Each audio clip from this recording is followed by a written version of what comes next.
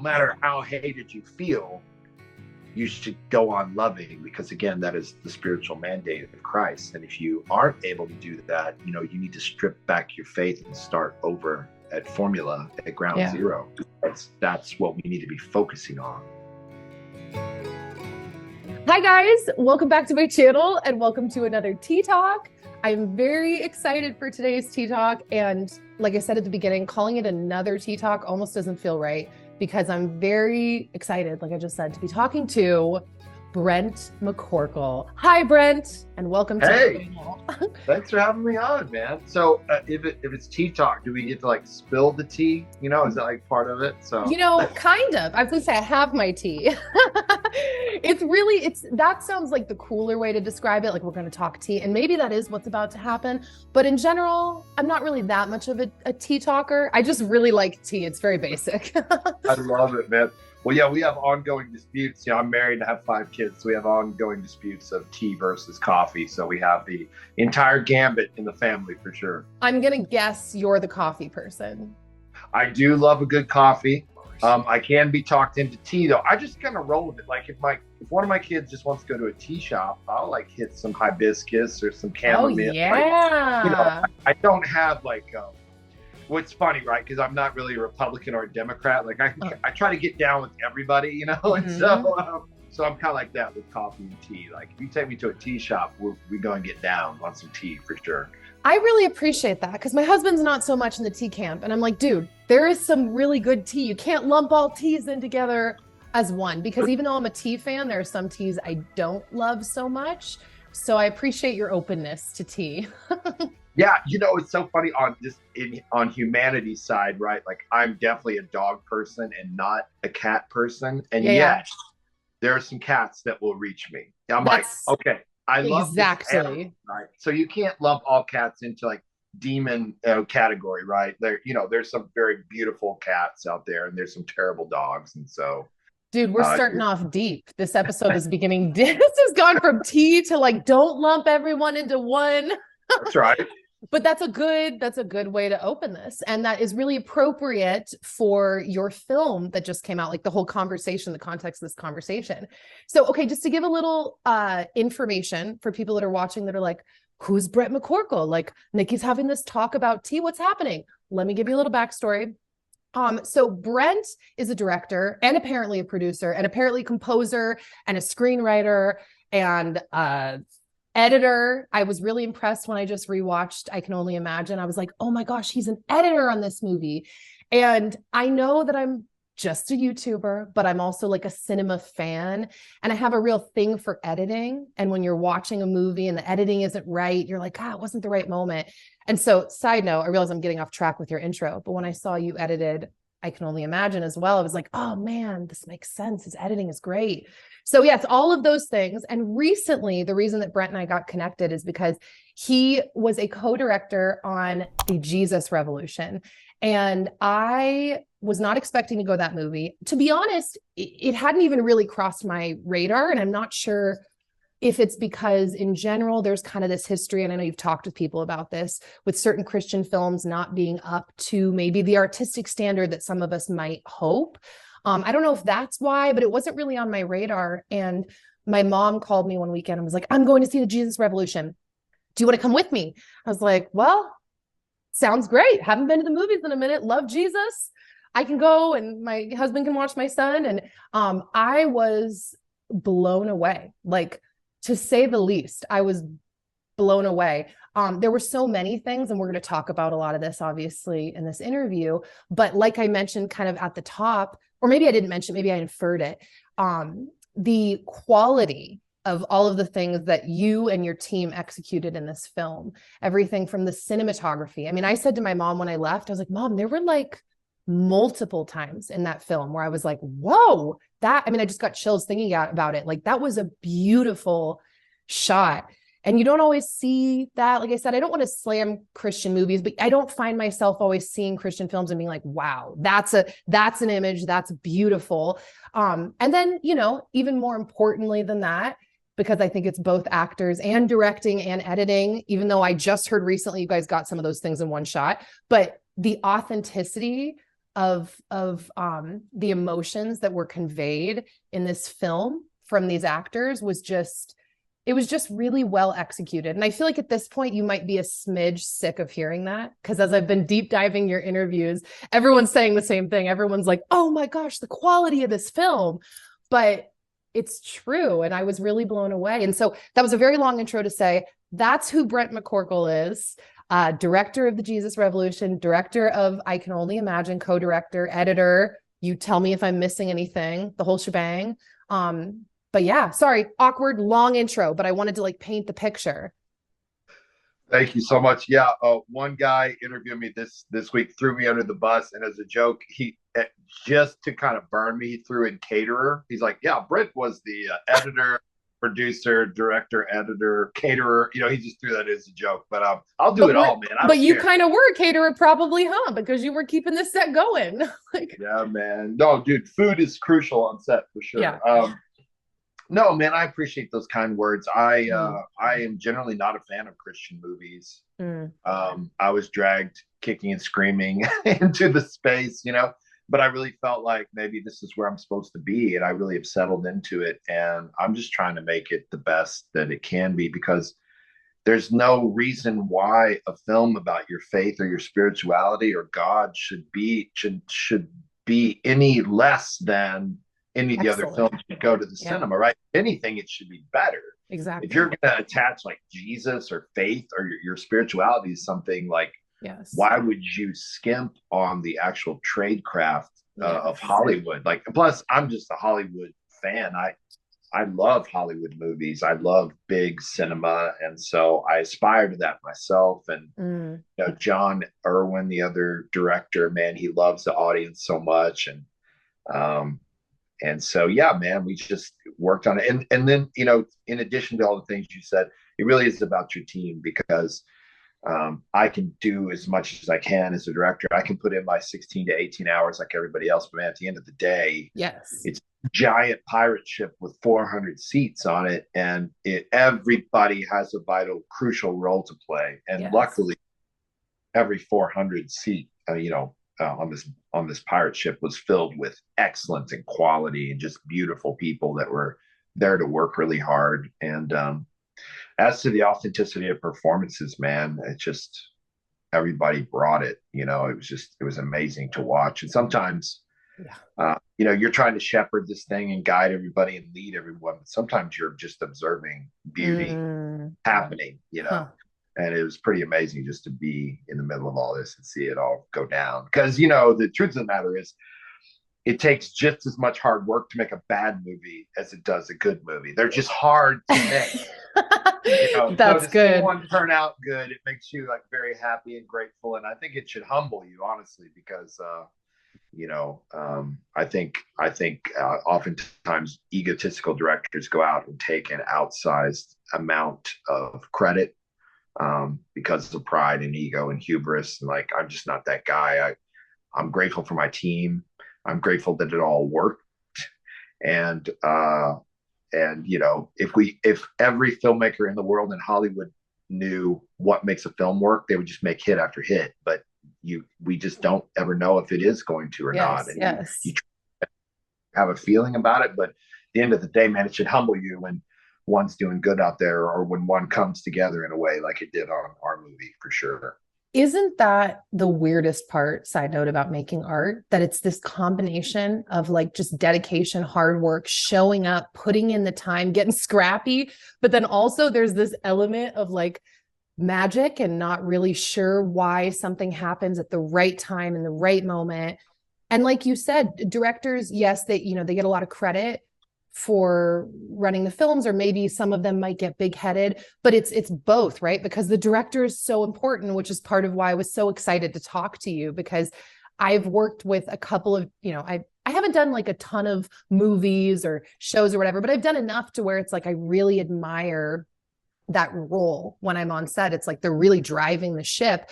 But at the same time, exactly, if you've got a great director, but like other people aren't pulling up and doing their part, then it's just not going to come together. And you could really see everyone's hard work and dedication like just through so much of it. In like my fake filmmaker mind, I was just pulling apart so many things like, oh man, that was so great. Or like the music. Sorry, now I'm bebopping all the way around, but like the music was really great too. And I was re-reminded of that also when I watched I Can Only Imagine, because I was like, oh man, the music for this film is totally different than the music for Jesus Revolution, which makes sense. But sorry, I tend to do this. I spin off 12 different directions. I just like, yes. I love it, dude. I love it.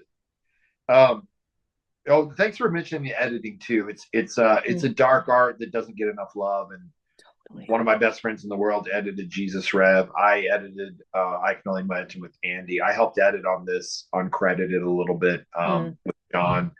And yeah, man, editorial is where it all happens. You know, there's a saying in I know exactly what you're gonna say. Are you about to say that editors like win Academy Awards for actors? Or did I just cut you off? That's a great one that I'm going to steal. Actually, no, it's very true. It's very true, man. Like you're putting up, you're putting up the actor's greatest hits. You know, you're often like being really careful with them, and you're curating all their best moments right into the thing. That's what an editor.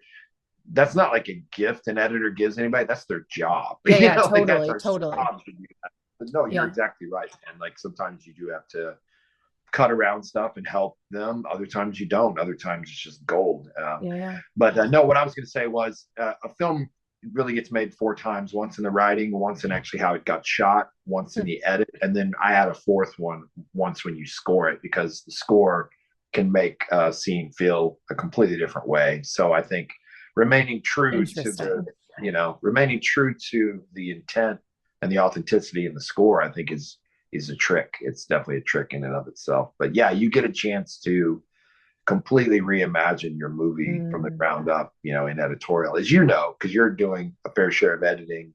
I'm doing like my own mini filmmaking. That's what I call it. I'm like, it's me making films in my home.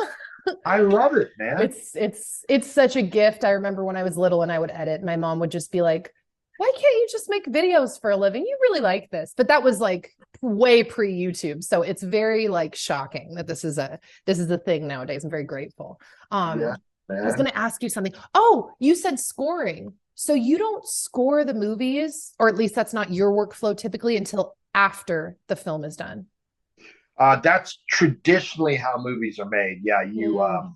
You put in what's called temp track oftentimes, or sometimes you don't, but like, the editor will go in and find a piece of music that he likes that maybe sets the tone. And then the composer listens to that, and you have a chat with the director, which was a crazy process on this one because John was working on other stuff. So I'm the director and the composer. So it was like me talking to myself. He was like, is this good? Is this good? I don't know. So it was crazy. But yeah, that's generally funny. You have a chat with the director, and you agree basically materially on how you want the scenes to feel and move. So yeah, the score is almost like the icing on the cake when it's all put together. That's very interesting. There have been non-traditional ways of doing it where you just tell the composer just the general direction we go, and they'll go off and just start making music. And sometimes, the editors will bring that in and it will work in the film. So I've heard of movies doing that before. With documentaries, that's how I'll do it. I'll start cranking music and send it to the editor and the director, and they'll start trying to find places to put the music in. But in features, it's called scoring to picture. And I would say 98% of the movies in Hollywood are score to picture. Interesting. Okay, so that leads me to where like my brain is kind of going next, and we're going to circle back to talk more about like the specifics of Jesus Revolution and a little bit about I Can Only Imagine, because I just rewatched it. But I kind of want to back up a little bit, and it's in line with what we're talking about. I don't think I'm making this up. I think I heard somewhere in my random internet sleuthing over you that you are essentially self-taught in regards to production. Am I making that up? Well, no, in large aspects, yes. I did take some film classes, to be fair. I was in Texas at the time, and I went to a liberal arts college. I took a bunch of film classes and I dropped out. So I didn't I'm a college dropout. Let's just for full transparency and truth. But and I did learn a lot there. I learned a lot academically, probably more than practically, but I learned how to shoot and how to light and everything running around in the woods with my friends, making little dumb short films. That was my upbringing. That's the way I came up. Just weekend warrior, borrowing cameras. I was pretty broke. I was married, single income. I had a bunch of little kids and a mortgage. And on the weekends, man, I was just chasing it hard. And I had a bunch of non-filmmaker friends, non-actors that I thought could just do it. And I would throw my non-actor friends into my little shorts. I would get my kids to act for me.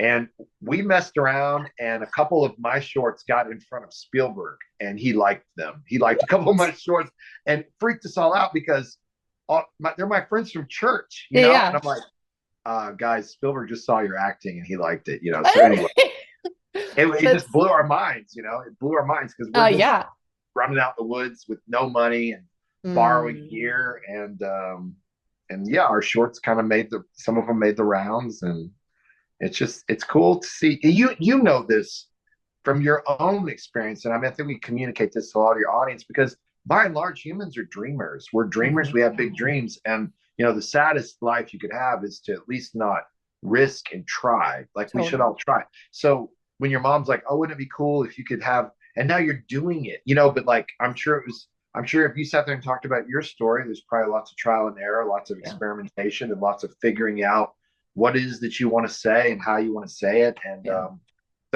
my whole thing was running around the woods with non-film friends, just making shooting dumb little short stories on cameras, I mean, hearing that is not that surprising, not only because I had heard little bits of that before, but also because first off, the scrappiness, I think, has served you. Because I also, correct me if I'm wrong, but I heard that this movie only had about a $15 million budget. Is that correct? That's correct.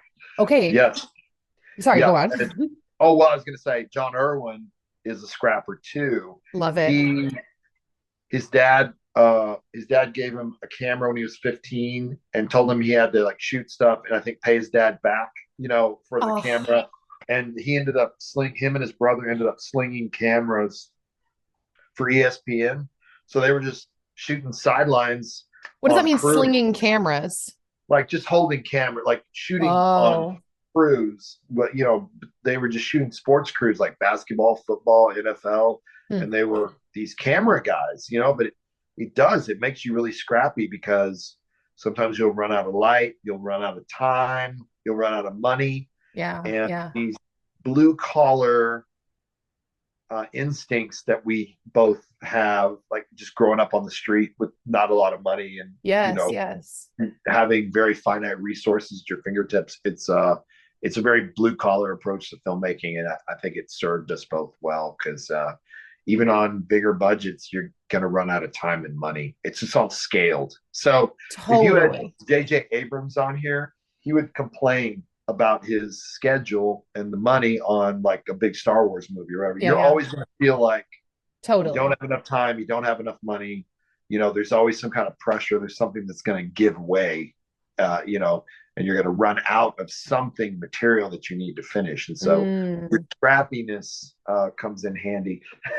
Yeah, those times. That's like some down home wisdom right there. My mom always said, she's from Iowa, and she always said that her mom used to say something along the lines of like, you're going to spend what you make. You're always going to go up to it. Like you have to learn how to live below it. I know that's different because we're talking about film here, but you saying that feeling like these bigger directors can still max it out. And the thing is, we know that just because you throw money at something doesn't make it good art either, or a moving story. And so, that scrappiness obviously served you. And from my lens, obviously, as a pseudo filmmaker, like it shows that you guys made it happen. And part of what I mean by it showing is even in like the acting, in the sense that like I saw in one of your interviews, you said like, someone's like, what makes a good actor? And you were like, I have to believe them. Like, that's what it comes down to. And I just think about that. married with what you were just saying about like shooting your church friends. It's like, of course, the craft of acting can be studied so deeply, and I admire amazing actors so much. But I do think that like the right person, the right time, the right director, like you can capture that authentic emotion. And you guys clearly knew how to do that from your scrappy days, you know, because some of those scenes, man, sorry, I don't know if I'm skipping ahead here. No, let's keep talking about this. I'm going to keep talking about this. So you, self-taught kind of, you went to the liberal arts school, you shot on the weekends. Where does the music come into play here? Well, I was a musician before I wanted to do film. I always say as a joke, you know, I'm a musician who happens to make films for a living. But oh, that's interesting. yeah, my background is I was raised in the church. I was raised in a like a charismatic Pentecostal persuasion, and they loved all the people to get into the thing, you know. So I was playing piano for the church at a young age and singing. I got to play drums. I taught myself a little bit of guitar and bass, and I was raised in a very nurturing environment. I don't know if you know the writer Malcolm Gladwell, but he basically says if you can apply 10,000 hours of reps in heavy lifting and to anything that you want to do, you'll become good at it. Yeah. If you have a natural ability, right? So I did, but my 10,000 hours occurred in the church. And I mean, I had a youth pastor. He just saw my talent, man. Like one day he came in, he's like, "Hey man, I know this is crappy. It's like a $50 guitar, but I just want you to have it." He gave me an acoustic guitar. And I flipped out. I mean, no one had ever given me a guitar before. And like, but the thing was, I went home with it, immediately started trying to learn it. And I was like, I need guitar lessons. But like, that was the environment I was in. He later gave me a synthesizer, you know. So he just saw it in me. You know, my parents saw it in me, obviously paid for, you know, tons of music lessons and that kind of thing. And also just gave me a platform in the church to probably play really terribly at the beginning and sing really terribly, right? We have to start somewhere. And the church was like a soft landing zone for me to start out. And if you look at shows like America's Got Talent, American Idol, a lot of those kids have roots in the church. And I think I was going to say that. Yeah.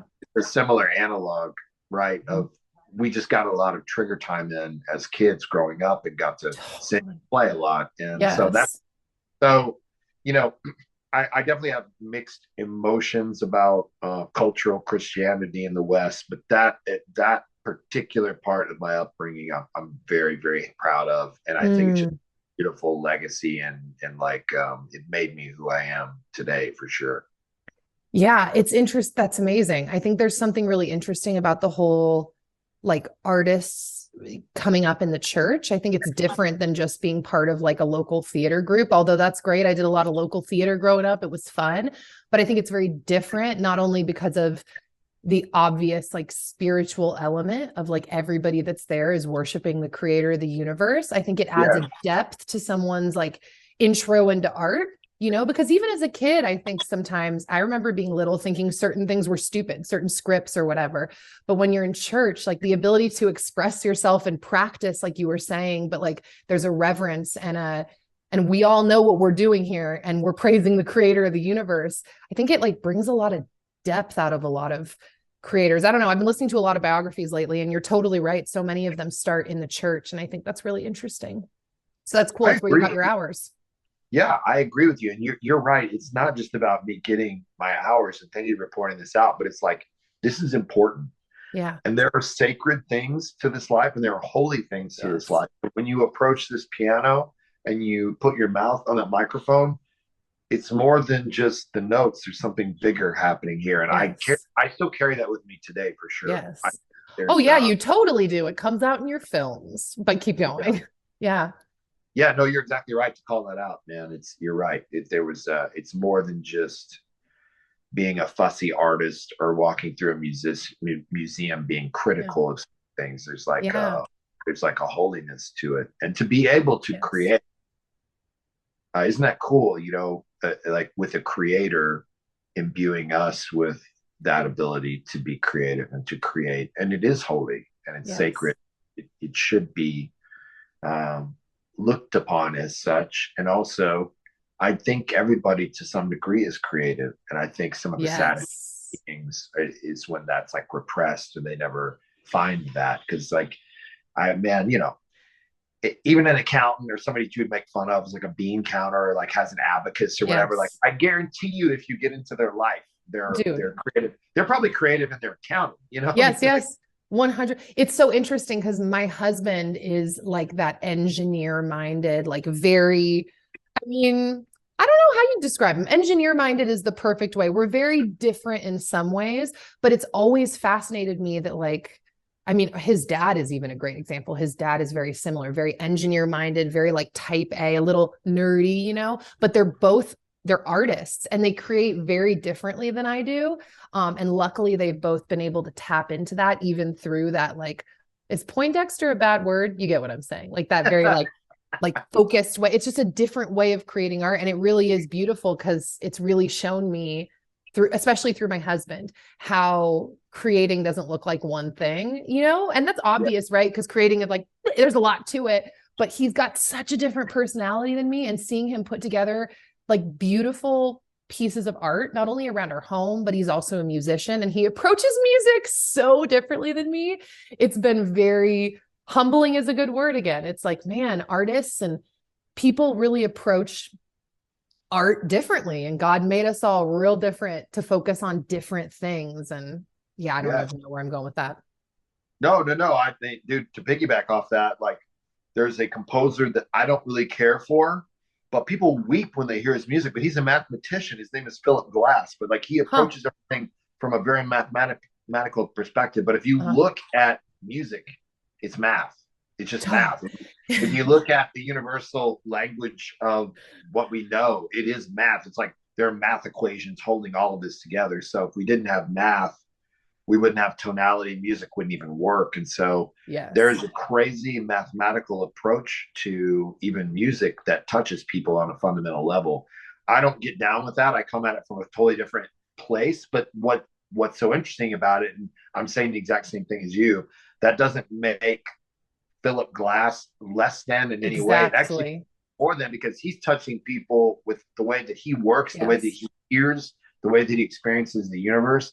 He has a totally different experience than me. That's what makes like humanity so robust. And like he can reach people emotionally with his stuff that I will never reach with my stuff. So totally. And like my husband, we've had these conversations like multiple times about math and music. I'm like, I know, but I'm not there. But it's funny because like God has used him and his way of approaching art to call more out of me, to like make me step up in these areas of like technique all across the board, honestly, where it's like, oh man, like he's really asking more of me. And then I'm like pushing to step up to it. So it's just interesting how we all kind of refine each other, even when we approach things so differently.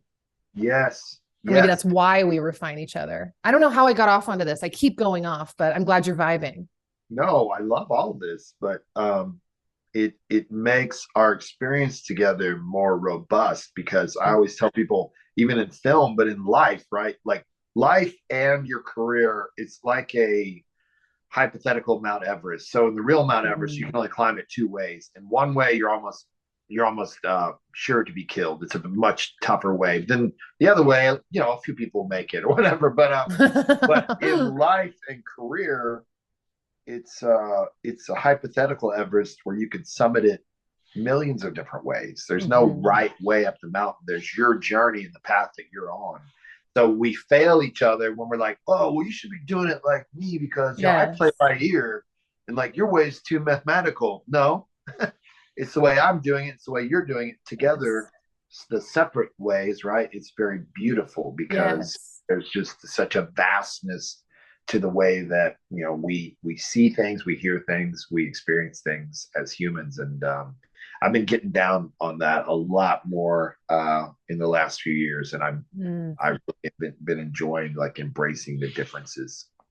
Well, because there's been a lot of craziness. There's been a lot of divide between people in the country, and it's I'm like, do I even go off on this tangent? It's like some of the divide I understand. I mean, it's something I told my husband. I was like, I don't even know if I'm going to bring this up on the call, because it almost feels like I don't know how much do we even want to dive down that, but I've seen, you know, it kind of relates to the film and also what's going on just in the country in the last couple of years.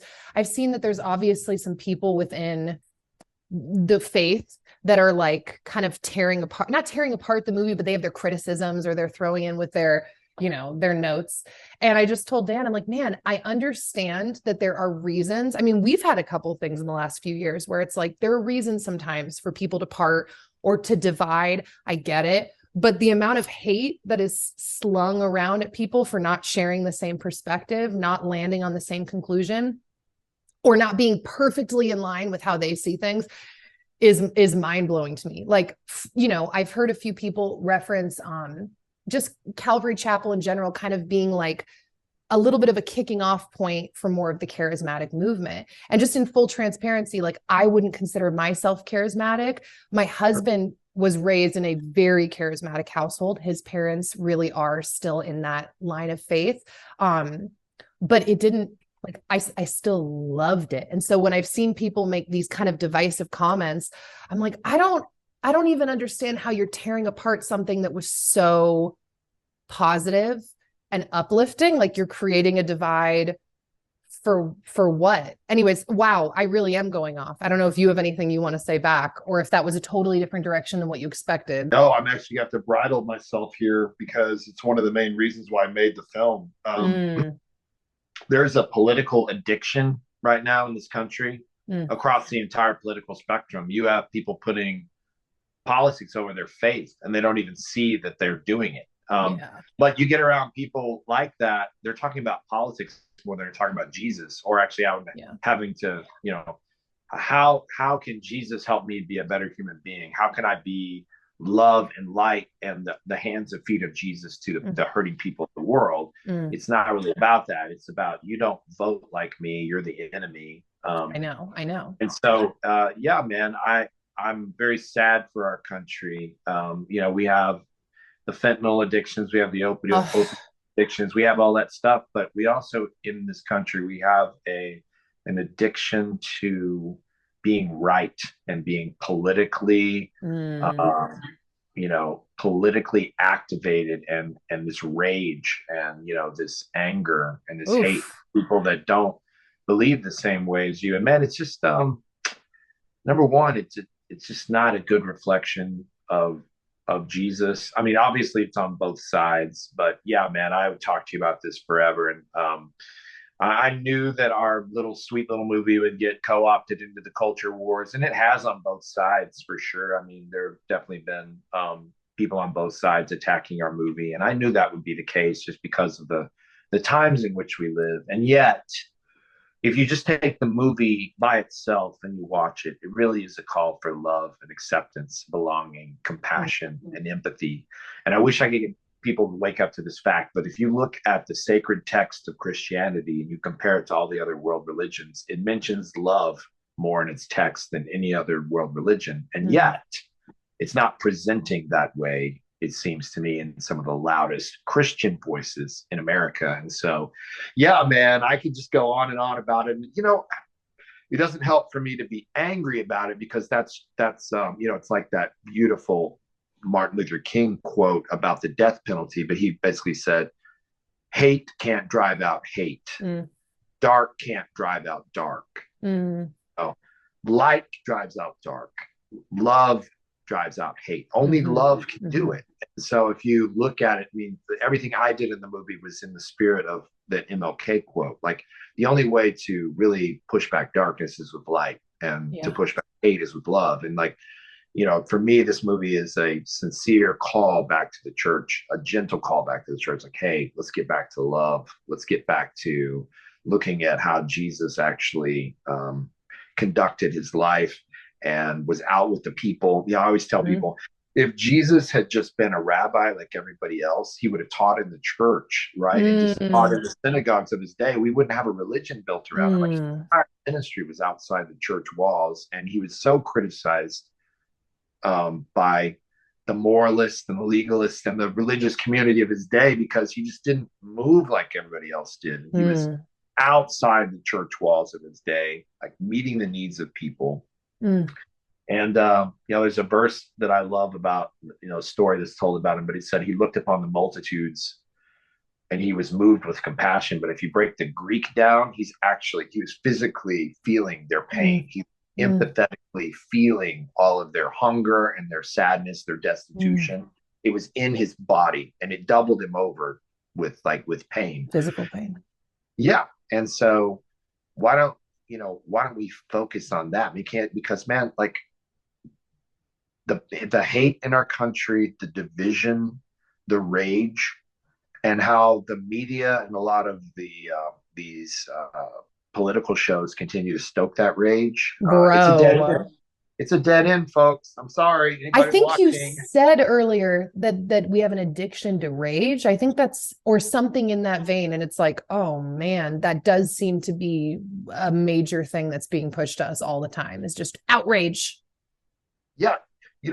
Somebody told me this in an interview last week, and it's so powerful. She said, we would rather be right than be walking in love. And I was like, whoa.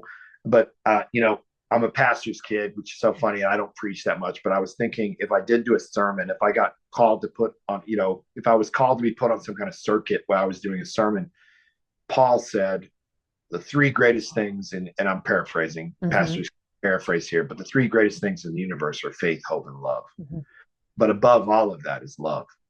And I think people are switching out like their political rage and somehow conflating that into their faith, and it's just making it this real hateful thing. And it just goes back to scripture, man. It's like I can speak with the most eloquent tongues and all these different things, but if I don't have love, man, I'm nothing. I'm just like I'm making noise. It's like it's completely useless. And so, man, I just think I think culturally we need to reevaluate where we're at. Steven Spielberg made this sweet little movie in the 80s called E.T. We're at the height of the Cold War. And there are many historians that believe that E.T. contributed in a mass cultural way to prematurely ending the Cold War with Russia. There was such a call for kindness and love of the other and beauty and coming together in that movie that it impacted us on a global scale, and it changed history. And so anyway, I think film has a really strong power to do that. But yeah, my overwhelming theme and call and really plea to the church and our culture at large, even Hollywood to a degree, is kindness, love, compassion, belonging, empathy. I believe these to be the core tenets of faith, and I read the whole Bible when I was 18, and I've spent a lot of time working my way out of the cultural constructs that people try to build around Jesus. I'm like, man, let's look at who he really was and what he really did, because we know that you can build whatever culture around Jesus that we want to as humanity. We can do that. So you have the slaveholders back in the day, and you have the abolitionists. Like they're building cultures around Jesus, and they were using Jesus to say different things. Isn't that amazing? Yeah. And so we have to be careful about that, because I think, again, today we find ourselves in a time where people are building improper cultures around who he was and what he stood for and who he is. So anyway, I will spend the rest of the time talking about it. So we should probably find something else to talk about. But yeah, man, it's strong. Can I make one more comment on that circle and then we can move on? Okay, I didn't know if that was your end it. I didn't know if that was a firm be done. No, what I'm saying is I'm so passionate about it. I'll hijack the rest of the gotcha. No, you're fine. This is good. And this is something that sat with me since the film, especially because, like I said, I went down like a wormhole watching interviews and then also just seeing other people's thoughts back to the film. And, one thing that really sat with me, I guess we're saying the same thing, but it's just, we are in an interesting time in culture. And I think that there's a lot of Christians who maybe I'm projecting here or making this up, but I think that maybe there's a lot of Christians that feel like confused on how to handle everything that's changing in the world. Like, what do we do? Okay, we'll open up the doors to the hippies, but then do we say anything if we feel like, hey, you're potentially like nosediving your life down this path that we don't feel like is biblical, and you're maybe hurting yourself? Like, do we say something? And I think that because of all of this divisiveness and rage, that's a good word, that's happened, I mean, tale as old as time in some ways, right? Rage, but also especially in the last few years, I think that there's maybe a lot of people that have either become hardened, like they've shut down their heart, or they've closed off their world, or they just don't even know what that means. Like, what does that mean to like open the door to the hippies, to these people that live this completely different lifestyle than maybe we feel is right, or that we feel like God's calling us to, or we don't even know how to handle it. And I felt like in the film, and you would know better because you made it and I didn't, but one thing I took from it was this level of like, or this element of remaining like soft and open to people from different backgrounds, and not because of maybe pain or interactions that I or other people have had with people who live a completely different life. And you're just like, oh, they don't want to hear it. They don't want to talk to me. They're mad at me, whatever, I'm shutting down. And it's like, whoa, no, like people are going to be hurt. Like, people persecuted Jesus, but he didn't stop loving them. And I felt like there was an element of this call to just remain soft and remain open. And it doesn't mean like throwing everything, in my mind, at least, like throwing all things to the wayside, any like semblance of how we feel like the Lord wants us to live, and like, whatever, everyone can just do what they want. But it's like not becoming cold and hard and shut down to people who really need the love of God and the love of Jesus. I don't even know where I'm going with that, but just hearing you talk about this, the rage and like the different ways that people are going, and it's complicated. And maybe that's part of why the Bible mentions love so many times, because love is complicated. I don't know, but also not. My husband just gave me a Valentine's card saying that loving me was not complicated. So I'm kidding. That's beautiful. No, I have many thoughts on that. I think the ultimate universal imperative from Scripture is to love. Mm-hmm. It's to love no matter what. So, Jesus loved everybody. Jesus had kind, loving words to a thief on the cross that died before he could get baptized. Like, we have all these like cultural weird ramifications we put around stuff, but he said, hey, today you'll be with me in paradise, but like, he could have been like, no, you're a thief, man. Sorry. Yeah. And on top of that, he was being persecuted. So he was dealing with the pain physically while he was still showing love to this man, not only as the creator of the universe, like, I'll see you in paradise, but he was dealing with his own pain through that. Sorry, I interrupted you, but I just think that that's an amazing human element as well. He's dying like the most gruesome, horrible, gruesome, painful, agonizing death on purpose, devised by the Romans to like make you feel the worst pain you could possibly feel as you die. Yeah. And he's still like thinking about this other person.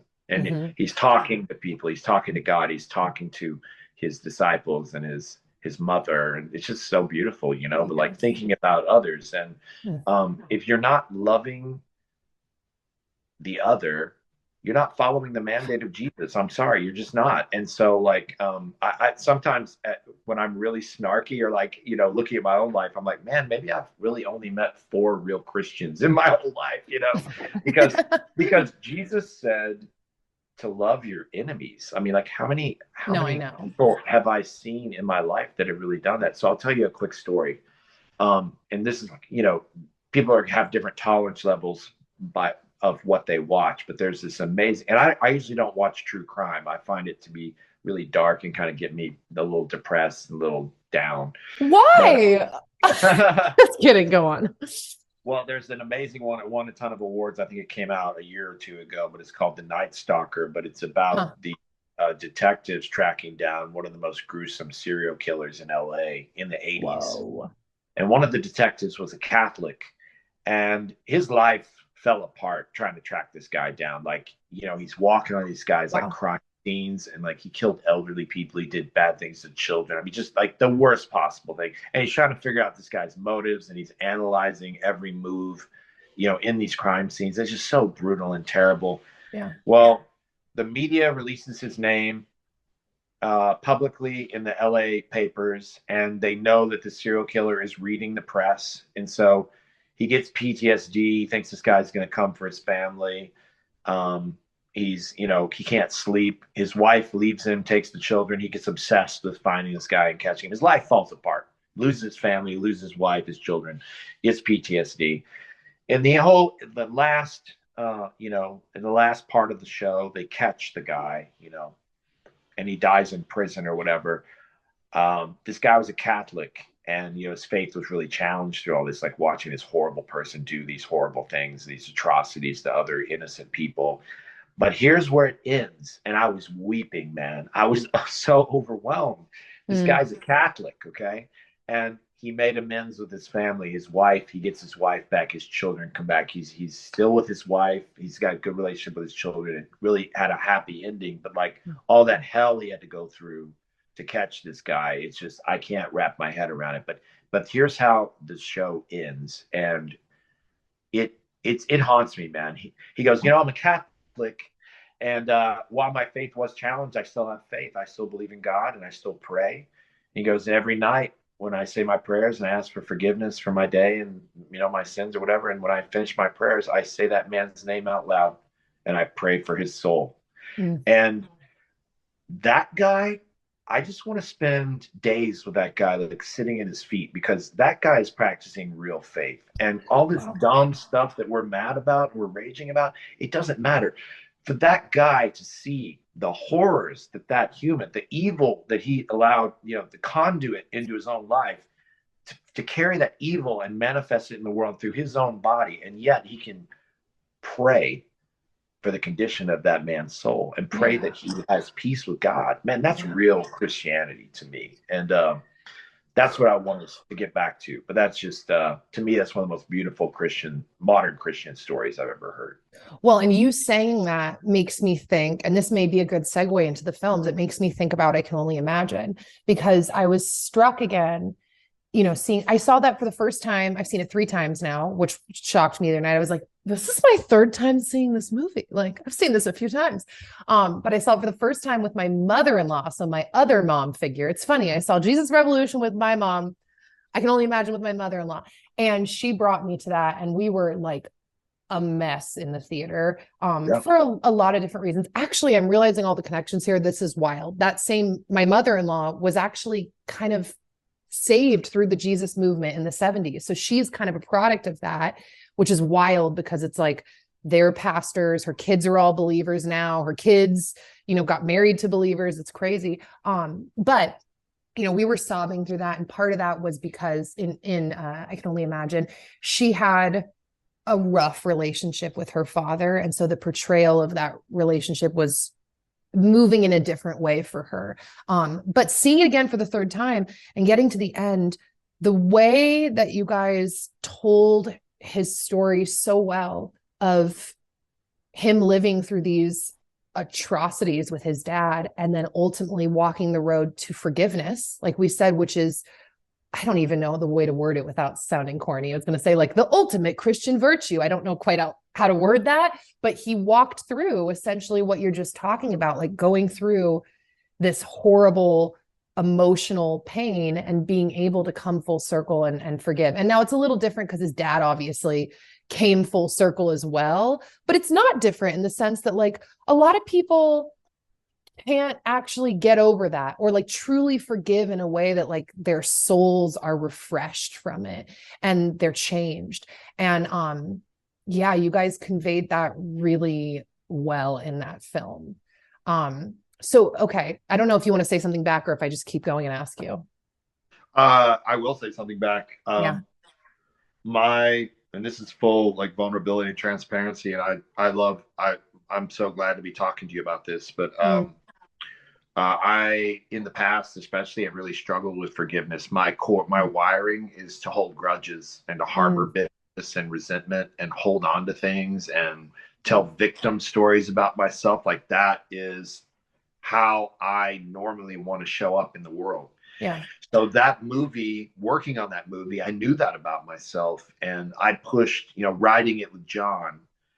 I pushed so hard into forgiveness and trying to understand how Bart did this and really unpack it. But I distinctly remember weeping as I'm scoring the film. I score most of my cues with a piano or a keyboard, but I remember the tears rolling down my face, hitting the keyboard as I'm scoring this. Oh man. But it was so healing. It was so powerful. Like I realized, like, in working on this film, it was something that I needed. But Bart had to go through a process, and John wrote this amazing one line. I think it's probably the most amazing one liner in any of the films I've ever worked on. But he said, when the dad walks into him and says, "I need you to forgive me, man. Yeah, I've done bad stuff. I beat you up. I'm sorry, but I need you to forgive me." And he says, "God can forgive you. I can't." And that resonated with me, man. And so the rest of the movie was about him figuring out how he could become a conduit for God's forgiveness to work through him. I love what you just said, like your soul's refreshed. It's like almost like refreshing a browser page. It's like, how do you get that out and allow it? And you may always have some grief and trauma and sadness around whatever happened to you. Yeah. But holding that person hostage spiritually. There it is. Yeah. That is, that's not practicing true Christianity, and it's not good for you. For your own sake too, you need to let it go. So, and that's also an imperative from Christ. It's like there's so much in the Bible about that. Like the guy, I love the story that Jesus told where like the dude, he was like a loan shark or whatever, and he ran out of money, and he owed that guy like $1 million, and the dude calls it the $1 million. He's like, "Hey man, you owe me $1 million." He falls on his face like, "I can't, I'm sorry." Yeah. The guy's like, "All right, okay, all right, get him out. It's fine. Just forgive the debt." And the guy immediately goes out in the street and shakes this dude down for $20. Yeah. And then the dude that he owed the $1 million to found out about it, and he's like, "Throw him in debtor's prison, guys. He's got to learn his lesson."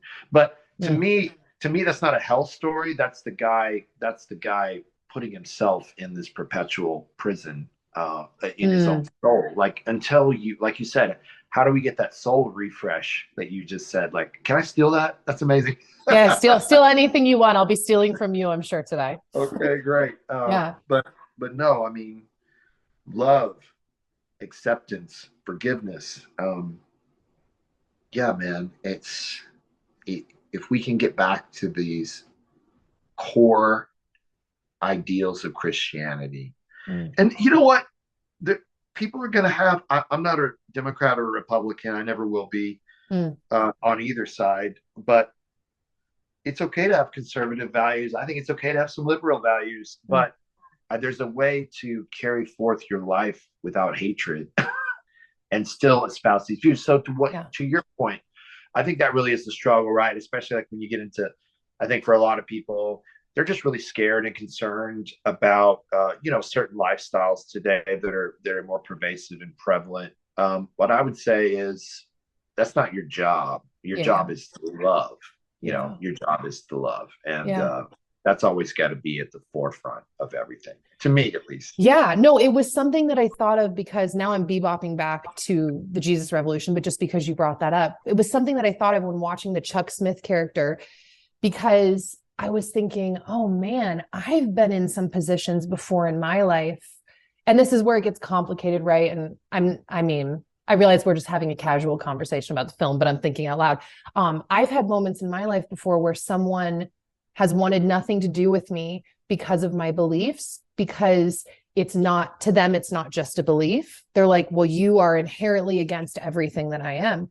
And I've had some of these conversations where I'm like, no, like, I still love you. I still want to be in your life.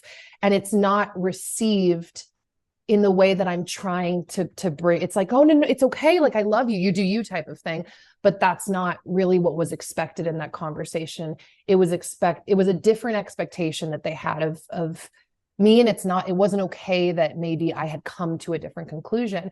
And so that was where in the beginning, when I said this whole thought of like not shutting down in general in life, right? I think that's a good principle. Just because you have a weird experience with someone or something doesn't go the way that you hoped it would. It's like, okay, what can I learn from this moving forward? Is there something I could do better?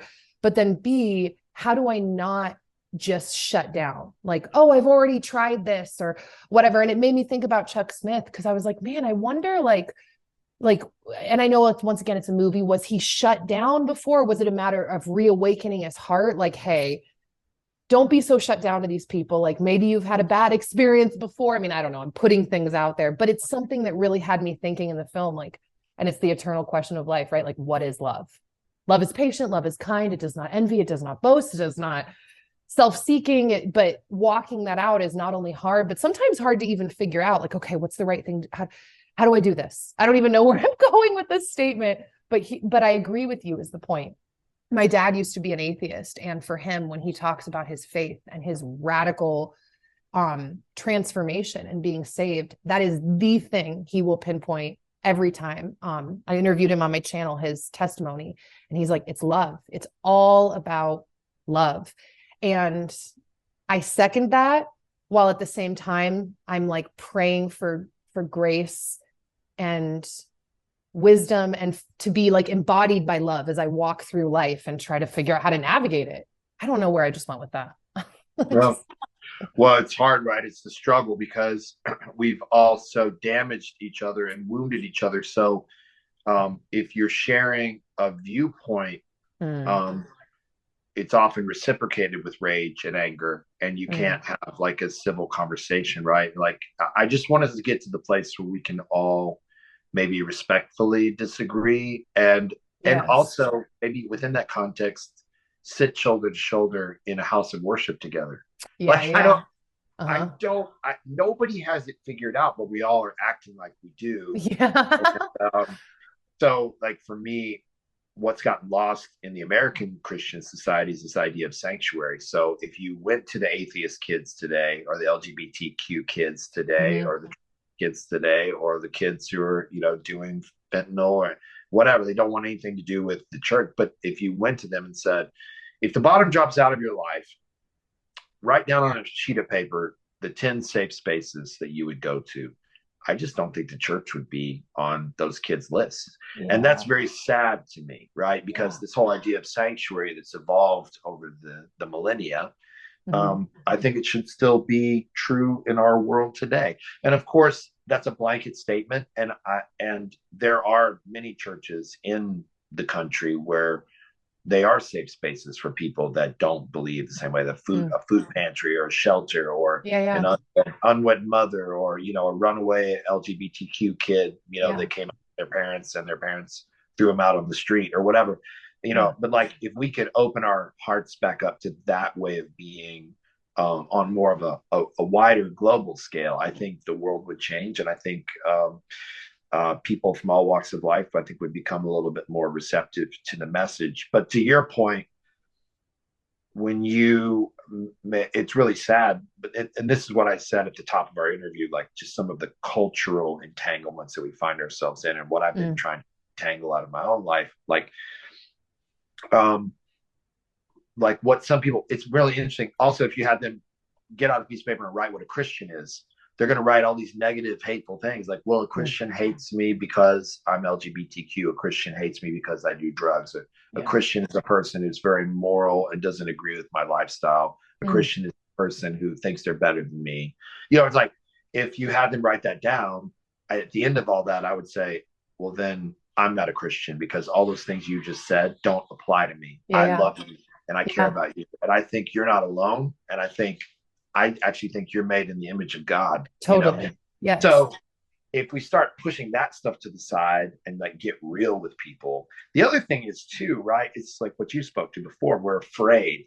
We're in a culture of fear after the pandemic. There's all these political boogeymen that everybody's afraid of. But like, when you have a fear construct, anywhere there's fear in your life, there can't be love. Yeah. And so, like, actually, I think culturally, we've actually lost a lot of our faith, because like, you shouldn't be afraid. At some point we're going to die, like, so, right. So like, are we afraid of that? Yeah. But in the midst of all that, man, if you can push the fear to the side, it's like, my mom reminded me of a verse today before I started my interviews. I'm actually here in Texas, helping them move. they're moving to, they're downsizing to a smaller house, which is cool. But all that to say, she reminded me of a verse that said, perfect love casts out fear. Yes. And so if we can get into love, you're automatically like reducing that fear. And I think when that comes down, you know, I mean, dude, if there's a sweet old lady watching this podcast right now and you're like afraid of the LGBT community, if you just get into love, and if you sat down with a gay person or a lesbian girl or a trans person, you would find love in your heart for that person. And if you don't, there's something wrong. There's something wrong, you know? And so I think we're just called to love, man. Like we're called to love to the point of loving our enemies. And until we can aspire to that, we haven't done enough work. And I'm talking to myself. Totally. I'm not preaching to anybody. I'm saying this is my observation, and this is like the mountain that I'm trying to climb right now. And it's interesting too. I don't know what your thoughts are around this. And we will circle back to the movie, but it's all part of the movies, right? Those two especially. But it can be hard to grapple with sometimes as a believer, because simultaneously in that same breath, it's like Jesus said, they hated me first, so they're going to hate you. And so there's also this element of like, okay, why'd they hate Jesus? Like, why did they hate him? Was it because he was, I mean, we know there's a lot of reasons, right? He was saying he was the Son of God. He is God. I think that was obviously a huge cultural shake up there, you know, hanging out with the I don't know what the word would be, not the downtrodden, but people who were not like the Pharisees or I can't remember the name of the other group other than the Pharisees. There's a second group, but it's skipping my mind. But I think that's an interesting thing too, that can trip people up sometimes. Like, oh, well, they just hate me. So like, whatever, Jesus said they'd hate me. It's like, okay, but we still gotta evaluate. Just because someone is angry at you doesn't mean that you're in the right, you know, but it's this weird, like, I don't know. Once again, I'm speaking out of my own experiences of like, when someone gets mad at you because maybe you don't agree with them, and you're like, it's easy to be, oh, people hated Jesus, they'll hate me too. And there might be truth to that, but I think that there's also the element, like you said, of not wanting to make people feel like you're looking down on them or judging them. Is there anything I did or said in my energy, in my conversation, that conveyed anything other than the emotion that I would be proud before God to have shared with them, like love and acceptance? And I don't know. It's just an interesting dichotomy of like, it is all about love, but then Jesus said that, and you're like, okay, so where does that come in? I don't even know what I'm asking exactly. Well, I mean, people did hate him. I think mostly inside the very entrenched religious and political communities of the day, right? The moralists, the legalists, they did him. But it's really cool. I've been being schooled up by some scholars, and even the parable of the prodigal son was highly offensive. It was highly offensive to them culturally, because the way the story should have ended was the kid comes home and they all stone him in front of the father. So when the father says, let's have a party, my son came home, that immediately brought great shame upon him, because he didn't have the guts to like stone his own son, which is what he should have done in culture. So every little story that he told was like a little not a jab, but he was just constantly blowing up their island.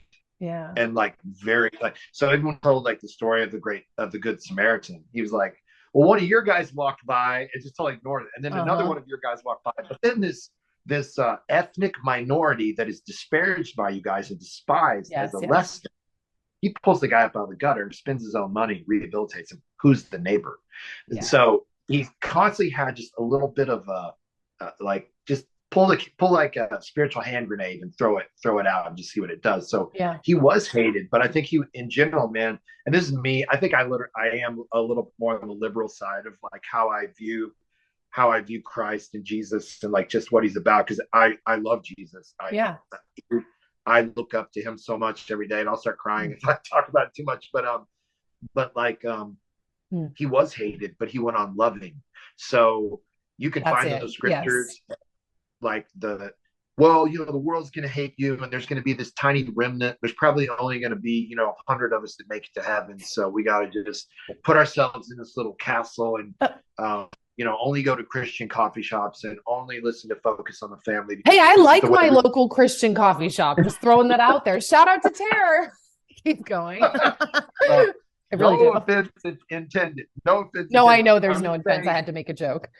The overwhelming idea to some people that are in such fear that the entire world hates you. You're the only one that has the truth. Therefore, you should basically stay inside the castle keep and not go out and just be safe. Be safe because there's all these crazy people around you that don't have the same views and they hate you. And so just wait to die and try not to sin and say your prayers and you'll go to heaven. But to me, that's missing the entire point of the thing. So Jesus was out with the people doing crazy radical things, and he was hated by the establishment. And so I don't know, man, the right kind of hate is good.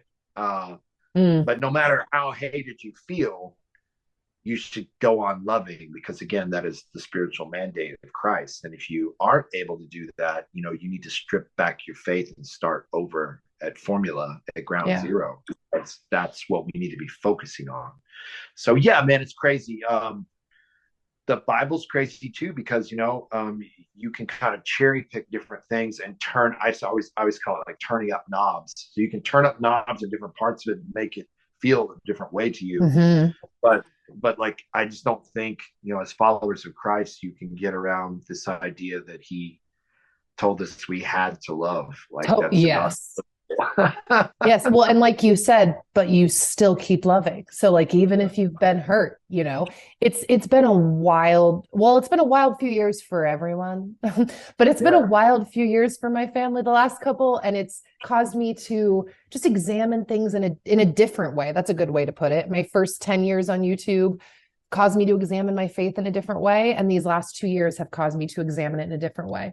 That's very vague, but I was just, as we're talking about all of this, I'm like, yeah, thinking about this. And it's very interesting. Just love. So complicated, yet not, but so complicated. So on that note, I keep accidentally almost using, like, just casually in a sentence, the phrase "I can only imagine." I can only imagine, Brent, what you've been through. Like, I keep almost using the phrase casually. So I will ask, because otherwise we do run the risk of this entire conversation turning into just like two artists talking philosophy and faith, which hopefully people are enjoying this. Yes, I hope so as well. Yeah, but I want to keep hearing some more about the specifics, just because, it's fascinating. And coming out of just watching Jesus Revolution and rewatching I Can Only Imagine, coming out of watching those movies again, they're just really incredible pieces of art and convey such powerful messages. And so I guess circling back to that, how did you first get involved in doing in the project I Can Only Imagine? How did that come about? Yeah, it's a great question. Me and John and Andy Irwin, the brothers, the directing duo, we both had our first movies come out the same year in 2012. And we had a mutual admiration for each other.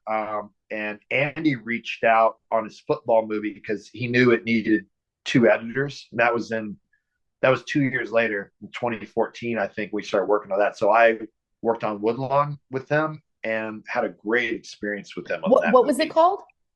Woodlawn. Woodlawn. I don't think I've seen Woodlawn yet. But okay, go on. I just want to write that down. It's a football movie, but all the feels, man. It's real sweet. You should check it out. It's a good movie. I really did. I really like it. I wrote it. I wrote it down. Okay, go on. And so, yeah, we all just had a great experience on that. And I did some story work with John on that movie, and I did a little bit of scoring, and they were able to see some of the hats that I wore. And so they really opened up their world to me on their next movie, I Can Only Imagine. So I wrote it with John. I edited it with Andy. I was the second unit director.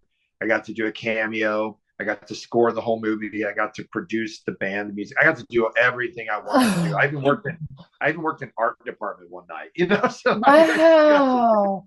Got to do everything, I know it's not proper to bring up Kanye West anymore, but I always think of Kanye when I hear people that are like, I wear every hat, which is like how I feel in my fantasies, but you got to live it out on that film. That's so cool. Yeah, they just let me do my thing, in all these different silos. And it was really cool because I got Mm. to work in John's world with him in the writing, and Andy's world with him in the editorial, and I got to have my world at the end with the score and the music. And Wow. so really we were the top three guys. They thanked me, in many interviews as kind of being the third director on that movie. And so I did a lot on it, and it was cool for them to allow me to do the things that I did on that movie. But yeah, it came about by some collaboration as we went, and continuing to build a rapport together, and just enjoy working together. So did they say to you, I have two different thoughts. I'm thinking I'm going to go with this one first. Did they say like, Okay. hey, we're working on this project. We have this story. We need to flesh it out into a screenplay. And then you guys fleshed that out together. Were they already working with Bart and Mercy Me, or I don't know, maybe this is too detailed of a question. Yeah, it's a little bit it could get us in the weeds. I'll try to do it like 30 seconds or less, but you hear Okay. the story all the time if you keep interviewing people in the film. But like, movies burn down all the time, and they blow away. Yeah. So this movie had been trying to get made for 7 years, and there was already a script circulating around, and there was all kinds of stuff. Huh. And but it resurfaced again, and John and Andy said, yeah, we'll do it, but we need to start over at ground zero. We need to start over and rebuild it. And Wow. so I didn't even read the old script. I don't know that John Irwin did or not, but I was like, I don't want to read it. Like, if we're starting over, I don't. Yeah. Yeah. So we wrote it. We made it the best that we could. I put everything in that I knew that I could bring to it, and so yeah, it rebooted after 7 years, and we got to make it on the second try because they could never get it Wow. off the ground. And some similar things happened with Jesus Revolution. It fell apart a couple times. This is the third time that we tried to make this movie. So Wow. it took 7 years to make Jesus Revolution too. Wow. Isn't that So wild? so yeah, you really have to believe in something and have a lot of passion, because Uh-huh. sometimes Hollywood is where scripts go to die. Like, one out of 1,000 scripts will even go into development, and then out of development, only 1 in 1,000 will proceed to production, and then out of that, only a handful will go to the theater. I mean, it's Yeah. every Yes. time you make it to a checkpoint, you're like, Uh-huh. okay, can No, we, you know, no, dude, it, literally, yeah, sorry, keep going. no, I mean, so yeah, that was the long, circuitous route for Imagine. But it really was beautiful. I think it's just a beautiful story about Bart never giving up on his dreams, but also finding a path of forgiveness, and really doing what he felt like he Mhm. should do as a follower of Jesus. And Yeah, yeah, man, it just had profound cultural impact. And it's Dennis Quaid's best acting ever. And it was good. Um, I was going to say two things to you about that film in particular, and they're totally different points. But the first one was the music in the film. I hope you don't hate me for saying this, but when I was watching it, I kept thinking like, oh man, they could have gone any direction with this music, and they went this really cool, like, don't hate me, almost Blade Runner vibe. It was like kind of futuristic, and like it could have just been like acoustic guitars, and that would have been like, oh, it's the cool pop. But it was like it almost like, well, not almost, it did, it helped just one more thing to make it not cheesy. It was like a cool vibe to the music. So maybe that's oh weird. no, no, dude, you're brilliant. You're like a film scholar. Okay, I'm gonna Oh my break that gosh. down. Why that is such an epic statement for that score. Love it. I wanted to do an 80s retro analog synthesizer score, and they were like, oh, that's weird. Okay. And they let me do it. They let me do it. But when you said Blade Runner, there's this old Yamaha synthesizer that Vangelis used, the Greek composer for Chariots of Fire and Blade Runner. Huh. It's called a CS80. It's a Yamaha. Hmm. Well, I had samples from that CS80 that I used in I Can Only Imagine. So there's the Blade Runner synth actually presenting in that score. So wait, that's actually the Blade Runner synth that's in there. Yes, Wow. I have a sample version of that synthesizer. There's only a handful of them left, and they're like $30,000 to buy one, and they go out of tune really easy. So I would never own one, but they were, you have these guys, amazing technicians that are able to Mm. sample that sound and recreate it. So I used like a synthesis version of it. So, but I had the Blade Runner synth sound That all the is way through. that is so wild. Well, I mean, Yeah, it was a vibe you picked up, and I really did think that. I'm like, they really could have gone like a very expected route, and I do think that that music is a part, right? It all comes together that like that made that story elevated because it was unexpected and it was cool. So that's the first thing. So go you. The second thing is, you're welcome. And this is something that was present in both films. Obviously, everyone has said this to you, I'm sure. But the fact that you guys were able to, and I guess specifically pointing back to, I can only imagine, the fact that you guys were able to convey adult content, adult subject matter, like abuse and alcoholism, in a almost PG way that was like, I could show my kid this. Like he might be scared. That's the point, right? It's not a good thing, but he's not going to be seeing someone get their butt kicked and like the F words flying around. It was really incredible, like I said, in both films, but I know we're talking about that one, to see that unfold, the presentation of something that's like adult subject matter, very serious, and actually reaching to the root of the issue without putting something on screen that maybe a way to put it is that it doesn't need to be there. And that's certainly what those two movies made me feel like. It was a feeling of like, okay, so I'm not crazy. We don't have to go into some of these issues, like every little detail and all the swearing and all the, like, we don't need all the nudity and all the things to convey the same heart message and to really move people through the story. And you guys did that in both films. And I can only imagine, Dennis Quaid's acting was amazing. The lead actor, which I don't remember his name, he was amazing. Like I kept thinking that. I'm like, wow, like not only his voice, if that was his voice was amazing, but just all around the story, it was great. So that was another point. John Michael Finley, that was his real voice. He's an amazing Broadway singer. Incredible. All that was him. Every drop of that was his real voice. Wow. Yeah, so in the domestic violence, we would often cut away. We felt like we could show it and intimate it without showing a kid get beat up on screen. Yes, like who? Yes. Yeah, you know what I'm saying? So, and then the same thing on Jesus Revolution. And some critics have accused us, rightfully so, right? Like, I mean, to get it to be PG-13, we had to sand some edges off. I mean, if you did everything that happened in the Jesus Revolution, there were some dark corners to that, man. There were cults that came up, like massive sexual abuse. I mean, there's some wild stuff that happened that's really dark and sad. So we wanted this to be a very buoyant, joyful movie, and we didn't want to overwhelm audiences. We wanted to be a movie that Christian audiences would go see and be proud of and be able to take their kids to. So I'm proud of it, man. I'm proud of it. Like, I feel like we threaded the needle. So, we frustrated some critics because they want us to go as hard as we could at it. And it would have been a super hard R rating. And I didn't want to make that movie. I wanted to make a movie that tons of people could go see and enjoy, that a Gen Z kid could take their grandma to, that a soccer mommy could take their little kid to, so I'm very proud of where we landed. And obviously, if we had put everything in, it would have been a much harder movie.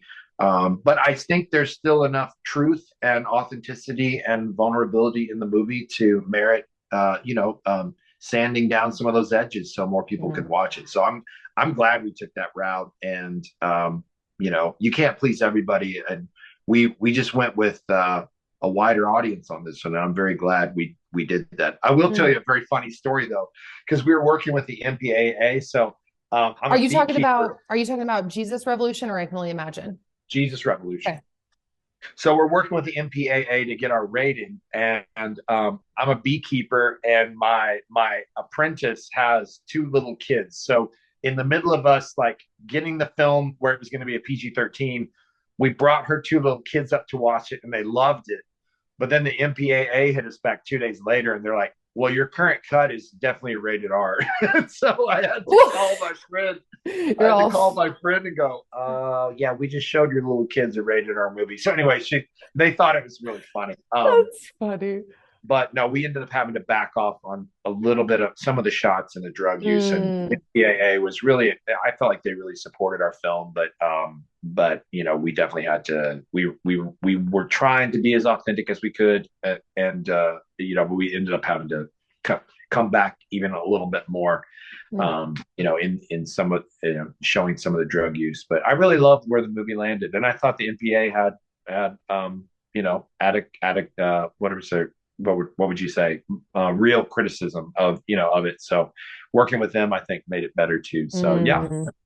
Yeah, dude, I think you guys landed in a great spot. I think that there are times when I first reached out to you, I said this about the movie as a whole. I said, man, how many times do I go see a movie and our joke is like, who sat in a room and was like, this movie has to be made? And it's like discouraging and like just a dumb plot.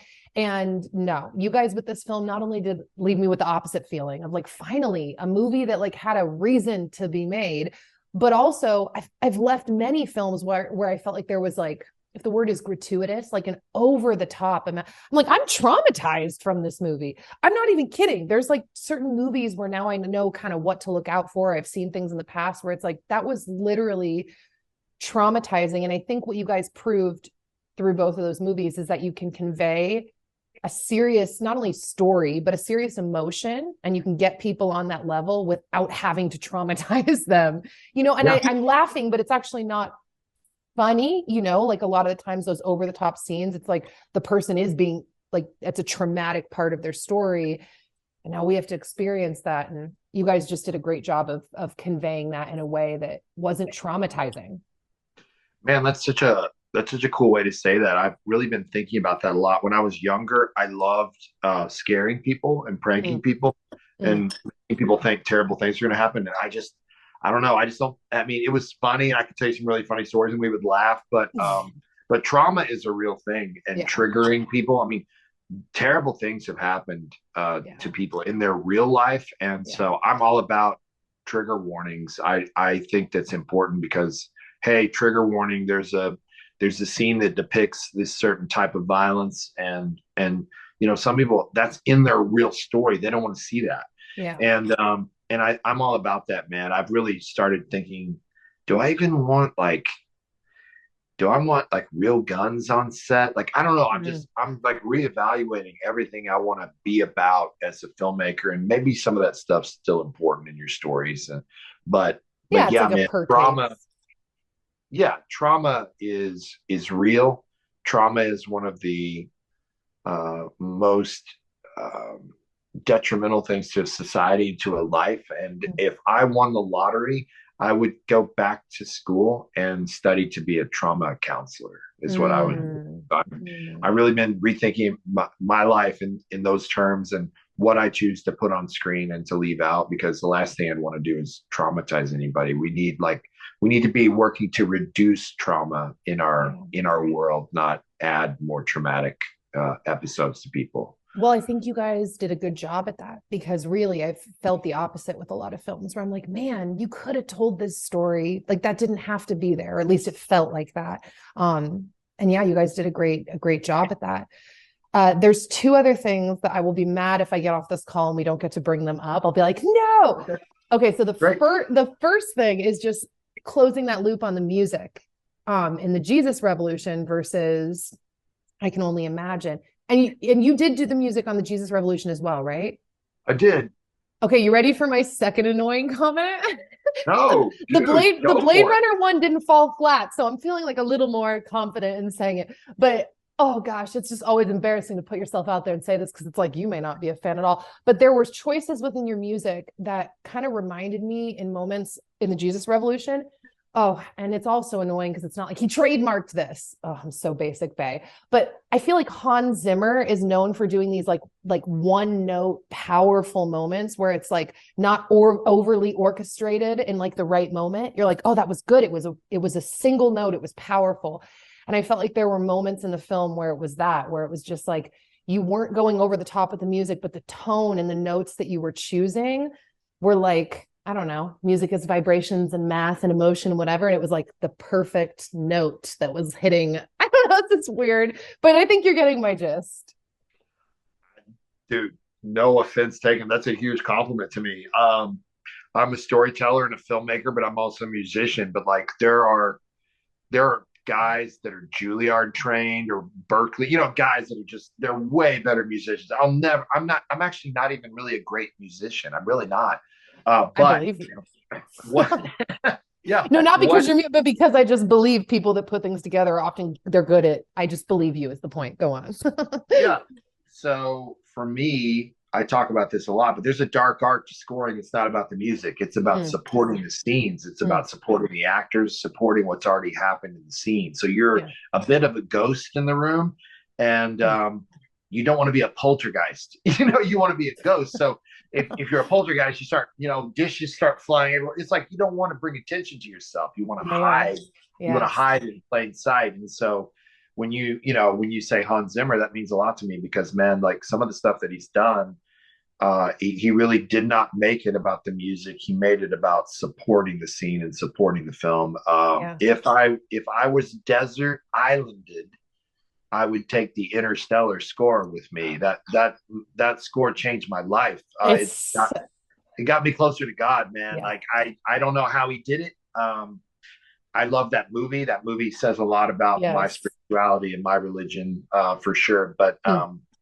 yeah, dude, that is not a slight in any way. That's a huge compliment because I try to pump the least amount of music that I can into the score, and I try to make it be the one thing, as you say, that supports the emotion and the authenticity of the thing. And often you can do it with very little music, almost on a preschool level, So that's where I Uh-huh. find myself working is just in primary colors and just, doing the least amount of music possible to support the Mm. scenes and Yeah. stuff. Well, I didn't think, I mean, dude, Hans Zimmer is amazing. I've seen him and his whole group or whatever in concert twice, one of them in Nashville, and it was literally life-changing, like so epic. Signed up for his like Hans Zimmer masterclass, couldn't get through 2 lessons. I was like, I'm not a musician. I don't even know what I signed up for. But he's epic. I only made that joke because I feel like even if you know nothing about composing, it's like so basic bay to know Hans Zimmer, but I love him. His work is so moving. And that's what reminded me when there were just those single note moments. I was like, this is powerful. This is good. So, along those lines of like powerful, just like good moments in the film, this is the one that I have to talk about. I was like, I can't get off this call without this being brought up, is the baptism scene. Yeah. I had no idea till I got back. I mean, this is life, right? You think something and you're like, I'm the only one that noticed it. And then you look it up and you're like, oh, well, everybody was talking about. When I left that movie, I was like, Mom, that baptism scene felt like I was watching, like, I was like, not to be dramatic, but it felt like cinematic history. Like it felt like a real moment. And I was just really blown away by it. And once I started watching videos, I was like, okay, like a lot of people felt that same way. We all felt the same way. And then I started hearing from people that it was in one take. Is that true-ish? Am I making this up? Uh, If which I am, part of sorry. which part of the scene exactly? When Greg Laurie goes out and gets baptized by I heard his name a million, Lonnie Frisbee, when he goes and gets baptized by him in the ocean and they're like head to head and the Oh, sun is setting behind them, and I was like, yeah, this is like a masterful moment because you can't control nature and the sun is setting right now. yeah. Even No, if that it's was not in that, one take, you take it away. no, I just had to say that. no, that was in one take. We were losing the sun, and we were behind, and we had to start doing some crazy stuff just to cover the script. So when they were running up to the beach, and he's like, "I'm not nervous," and she's like, "It's just water." In the argument, and I think we got that in one take. We were just running out of time, and we got him out there, and it was just perfect, man. I mean, but yeah, what was on the chopping block too was all that underwater stuff because we didn't have it on the schedule, and I was like, guys, we have to shoot this. And so the producers gave me what's called a day zero, which means on like a prep day you get to take a skeleton crew and go shoot a little something. So they let us have one day the weekend before we actually started the real schedule, and we put Joel in that. It was a diving tank, is what it was, like an indoor diving pool. It was 15 feet deep, and we blacked out everything. And but yeah, it's just Wow. such all that's so beautiful. And I think overwhelmingly that scene is people's favorites, and then my favorite scene is Chuck washing the feet of the hippies. Oh, that is such a good moment as well. I just got chills again. Yeah, it brings me to tears every time I see it. Yes. No, I mean, you're right. Those moments, I hadn't thought of that one right now. I literally have chills all over me right now, but that moment is that moment is so powerful as well. Yeah. I think for the reason that the baptism scene floats to the top of my mind, besides the fact that like basically every believer ends up making their proclamation known and getting baptized. So it's like very relatable. Like, wow, watching him literally be born again. But just the capturing of the whole moment. I guess that's the real point. Like the acting, the lighting, the fact that you guys got that, it felt so just genuine and very, I don't know how to say this without sounding corny, even though I've sounded corny the whole interview. Like a reminder of my own baptism, a reminder of the gravity of the decision being made, of the new life beginning, of what it is like when you emerge from that new life. And I'm really glad that you got that scene with, what was the actor's name again? Joel Courtney. Joel. I'm glad you got that scene with Joel, because the underwater part honestly was just as powerful and helped to elevate the out of the water part, because the sunset coming down was so striking. And then for him to be under that water, and it was like a rebirth moment. I'm really glad that you got that. That was cool. Yeah. And then, not to take away from your favorite scene, which is also the foot cleaning moment, that scene was really good too. His look to camera, the way it came up, like all of it, it was great.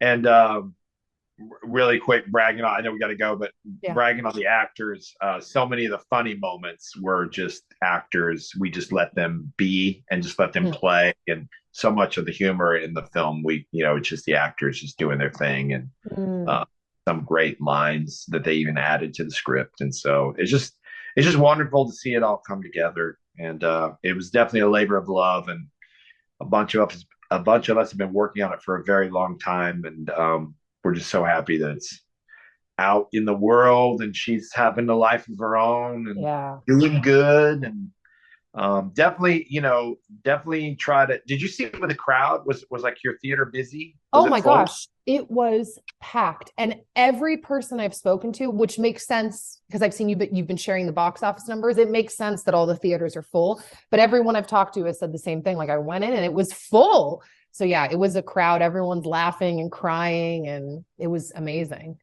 Yeah, I would say if you can see it with a crowd, it's just such a fun communal hippie experience. It's everybody like sharing this moment together, and it's just really fun. It's a fun crowd movie. It's the best crowd movie I've ever done. And so see it with the crowd if you can. Yeah. Well, dude, Brent, I am really glad that we got connected. You can probably tell from this whole call that I geek out over getting to talk to creators and people that are like pouring their heart and soul into making something beautiful and worthwhile. And I really am excited to see, like, just as this movie continues to go on, what it does in people's life, how the Lord uses the story that you guys brought to life in people's lives now. Besides just obviously the echo of the actual event, but I'm excited to see, just as more people see it, what it does. And I'm glad that God worked through you guys to make this happen. It's really awesome and inspiring to me as a creator. Thank you for all that. I'm just excited to meet you as a friend and just to be a buddy, man. I can't wait to keep chatting with you and hear more about your life and meet your family. And yeah, man, thanks for having me on. If you guys are ever through Nashville, man, bring your whole brood over to meet the goats. Oh, I would love that. We'll be back at some point. I told you we lived there for a couple of years. My sister's still over there.